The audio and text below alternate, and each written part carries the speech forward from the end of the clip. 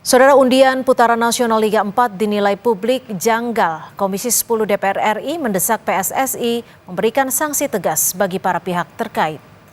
Wakil Ketua Komisi 10 DPR RI Lalu Hadrian Irvani kecewa dengan kejanggalan dalam undian putaran nasional Liga 4. Selain undian diulang, Komisi 10 DPR RI mendorong PSSI memberikan sanksi tegas, antara lain untuk Ketua Panitia Liga 4 untuk memberikan efek jerah, terutama di tengah visi perbaikan sepak bola tanah air. Di sisa laga bek kiri dan gelandang dan PSSI dan tentu seluruh daripada masyarakat.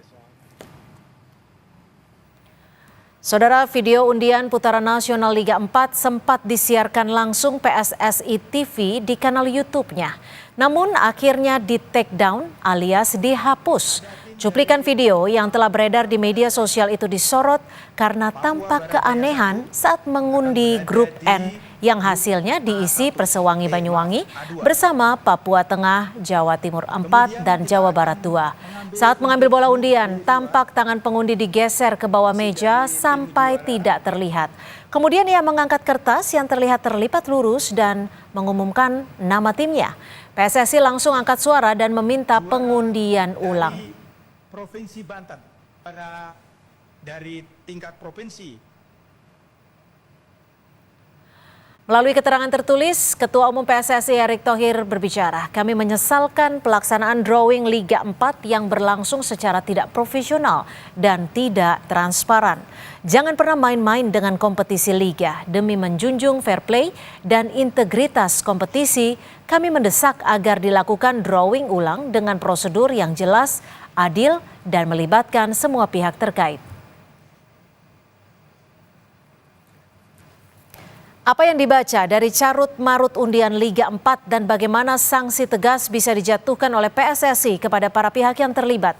Kita akan bahas bersama Lalu Hadrian Irvani, Wakil Ketua Komisi 10 DPR RI fraksi PKB dan pengamat sepak bola yang juga jurnalis olahraga, Mas Firzi Idris. Mas Firzi, Pak Lalu, terima kasih sudah bergabung bersama kami di Kompas Petang. Saya ke Pak Lalu dulu. Pak Lalu, kalau Anda melihatnya ini sudah mendapat klarifikasi soal ini dari PSSI?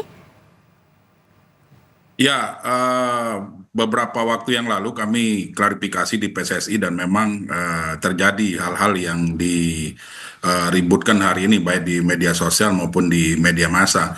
Ada kelalaian atau mungkin unsur kesengajaan kalau saya melihat bahwa panitia Liga 4 ini melakukan kecurangan atau tidak menjunjung tinggi fair play. Ini sangat miris karena hari ini PSSI sedang melaksanakan blueprint, sedang melaksanakan peta jalan sepak bola nasional. Di satu sisi ada oknum, ya itu kan kalau tidak salah Ketua Asprop dari Yogyakarta melakukan tindakan-tindakan yang tidak fair play.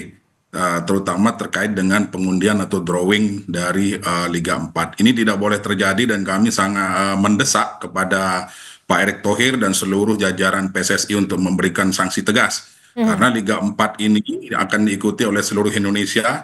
Liga-liga kita baik Liga 4, Liga 3, Liga 2, Liga 1 tidak boleh tercemar oleh hal-hal yang tidak fair, hal-hal yang negatif. Karena memang kompetisi dan liga inilah sebagai wadah, sebagai sumber kita untuk memperoleh atlet-atlet sepak bola nasional yang akan memperkuat timnas kita ke depan. Kalau Mas Firzi, Mas Firzi, ini kan PSSI katanya sedang berbenah, sedang memperbaiki. Lalu Anda melihat ini lolos dari kejanggalan undian Liga 4 atau bagaimana Anda membacanya? Pertama saya membacanya juga apresiasi kepada football family kita ya yang sudah melihat adanya kejanggalan ini, dan ini bukti bahwa para stakeholder sepak bola kita tuh udah cerdas ya. Publik dan semua itu bisa mencium kalau ada anggapan-anggapan sesuatu yang dinilai anomali atau mencurigakan gitu, karena kita udah tahu gitu, karena kita udah bertahun-tahun Mbak lihat cara drawing yang benar di Liga Champions, bagaimana seorang pengambil undian tuh mengambil bolanya dari ball terus membukanya, meletakkan bagian-bagian komponen bola di meja, dan mengeluarkan kertas yang bisa dibaca oleh hadirin yang datang, dan juga kamera habis itu kemudian zoom in ke nama klub yang diambil dari undian. Nah, disinilah kita bisa lihat bahwa ya publik nih udah pintar sekarang kalau ditayangin seperti itu, dan ada oknum-oknum seperti Pak Lalu bilang yang berharap bahwa ini bisa lepas dari perhatian para stakeholder. Kayaknya sekarang udah tidak bisa lagi seperti itu, karena hal-hal kayak gini udah sangat diperhatikan sekali sepak bola kita, terutama ya itu tadi dengan motornya timnas kita dari top down, kita membangun sepak bola Indonesia semua komponen untuk ke arah yang lebih baik. Jadi jangan lagi bermain-main seperti ini, seperti yang Pak Erik bilang, jangan bermain dengan kompetisi Liga 1 dan harus semua berlangsung secara profesional dan juga transparan. Oke, kalau secara profesional dan transparan, tadi desakan dari Pak Lalu adalah supaya ada efek jerat. Lalu menurut Anda, Pak Lalu, siapa saja yang harus dijatuhi sanksi tegas ini dan sanksinya bisa berupa apa?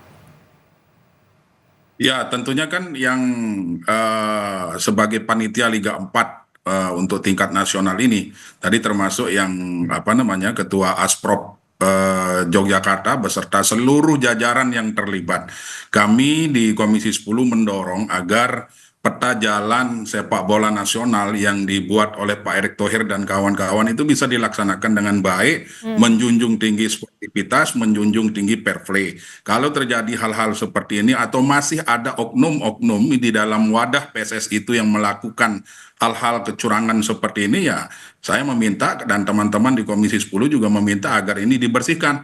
Jangan sampai ini menjadi kerikil-kerikil yang mengganggu pelaksanaan dari blueprint PSSI yang sudah ditetapkan. Bisa berupa apa sanksi ini menurut Anda?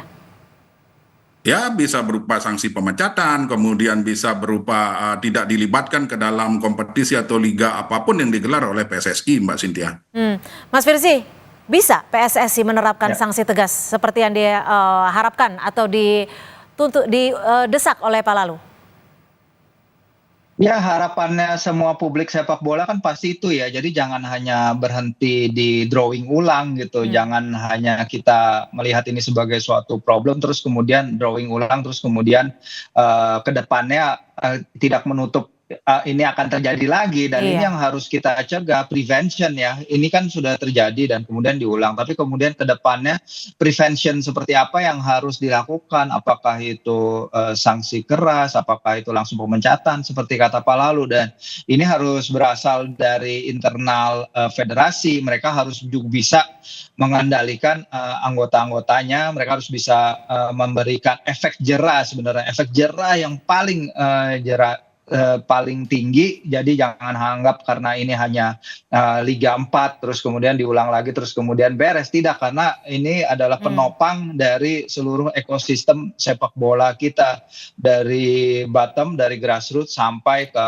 level yang lebih tinggi gitu. Jadi jangan karena ini mungkin masih levelnya memperebutkan tempat di Liga 3 terus diulang terus kemudian beres, tidak. Ini harus ada efek jerai agar tidak ada lagi kejadian sampai ke depannya, karena perhatian publik sangat besar, Mbak. Sejak berita ini dinaikkan ya kita lihat masih banyak video-video yang beredar di media sosial, bahkan di kami pun di Kompas.com beritanya masih ya salah satu jadian terpopuler nih sejak insiden ini pertama terjadi. Jadi memang ada atensi besar publik terhadap kejadian ini. Ya, itu sebenarnya karena publik juga peduli dengan perkembangan ataupun PSSI itu sendiri.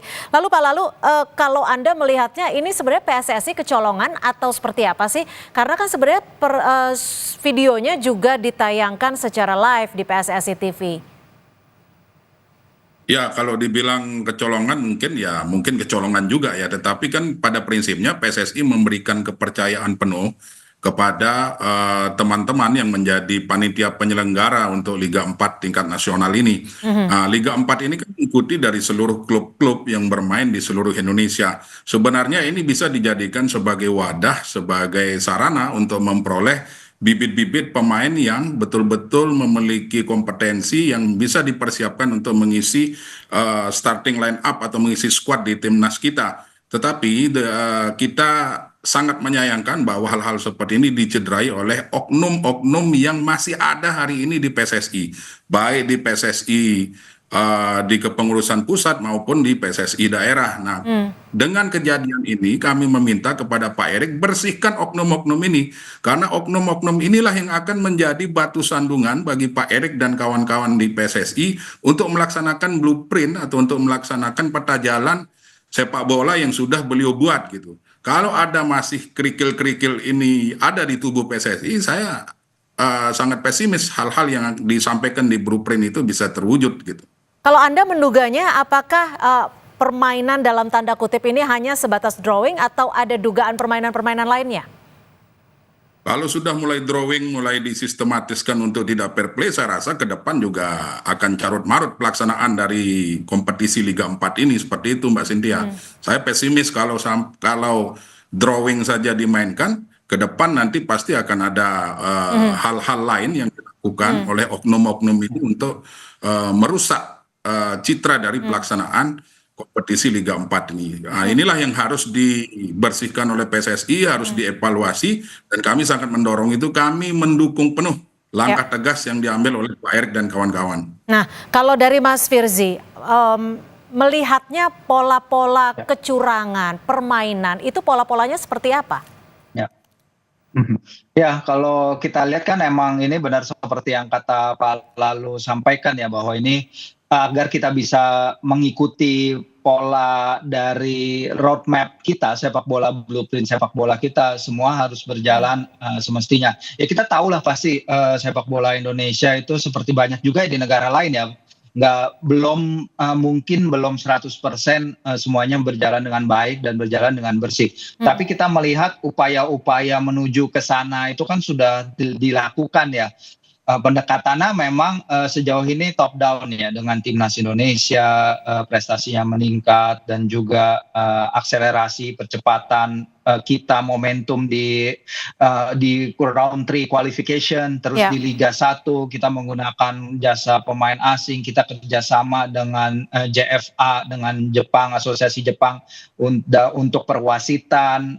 Ini hal-hal seperti ini kan sudah dilakukan di atas, tapi memang kalau kita lihat kan Pak Erik dan jajarannya kan mulai bekerja dari Februari 2023 ya, artinya ini memasuki tahun kedua. Jadi memang ini masih jadi bagian dari proses benah-benah sepak bola Indonesia, karena nggak mungkin segalanya langsung jebret, langsung bisa diselesaikan hanya dalam waktu setahun 2 tahun, karena kita tahu permasalahan sepak bola Indonesia sangat Tidak masif sedikit ya? sejak kembali. Tidak sedikit, benar. Kalau lihat perjalanan sepak bola Indonesia dalam 10 tahun terakhir, pembekuan PSSI, terus ada pandemi, terus ada tragedi Kanjuruhan yang sangat disayangkan, ini akan memerlukan waktu sebenarnya, Mbak. Baik, jadi intinya pembenahannya juga harus dilakukan secara total. Jika ada pihak-pihak ataupun oknum-oknum yang ingin merusak PSSI, memang harus dibenahi. Terima kasih Mas Firzi Idris dan juga Pak Lalu sudah bergabung bersama kami di Kompas Petang.